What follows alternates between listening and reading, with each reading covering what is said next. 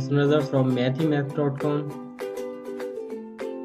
It is question number 2 of exercise number 1.4. The statement of the question is find the ratio of 160 per meter to 150 per meter.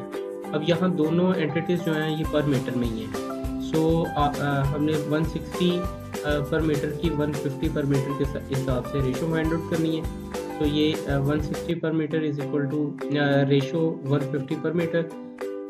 160 ratio 150 ये zero से deduct हो गया. यहाँ पे से दोनों sides पर 10 से इसे जो है ना वो डिवाइड कर लें तो ये आपके पास 16 रेशो 15 आ जाता है.